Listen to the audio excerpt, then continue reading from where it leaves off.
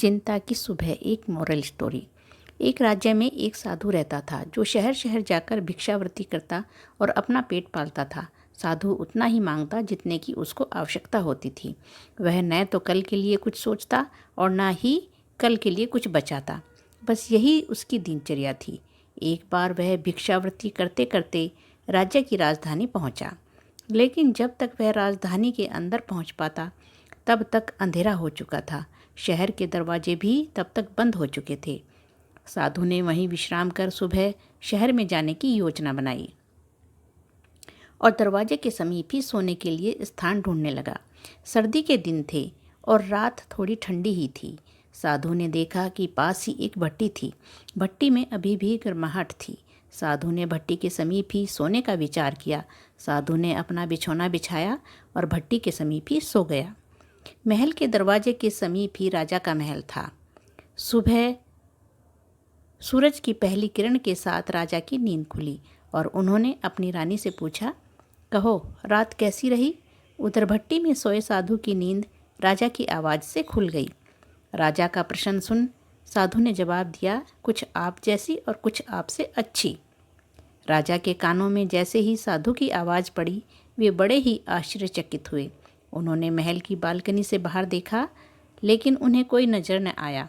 उन्होंने वही सवाल फिर दोहराया, कहो रात कैसी बीती?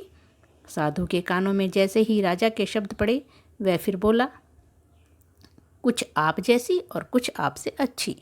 अब राजा की उत्सुकता की सीमा न थी। उन्होंने अपने सैनिकों को इस आवाज़ के बारे में पता लगाने को कहा। राजा के सैनिक जैसे ही महल के बाहर इस आवाज़ का पता लगाने आए उन्हें भट्टी के समीप एक साधु लेटा हुआ दिखाई दिया। राजा के सैनिकों ने सोचा, हो न हो राजा की बातों का जवाब यही साधु दे रहा था, और उन्होंने साधु को जगाया और साथ महल चलने के लिए कहा। साधु ने सोचा, जरूर उसने राज्य का कोई नियम तोड़ा है, इसलिए राजा ने उसे दंड देने के लिए महल में बुलाया है। साधु डरते डरते महल पहुंचा। राजा उत्सुकतावश उस व्यक्ति से मिलने के लिए आतुर था जो उसके सवाल का जवाब दे रहा था।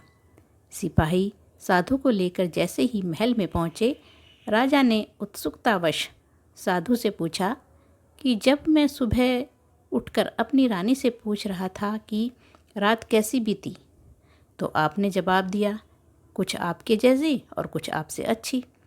आप कृपया कर मुझे यह बताएं कि आप तो इस ठंड में भी खुले आसमान के नीचे सो रहे थे, तो फिर आपकी रात मुझसे अच्छी कैसे बीती?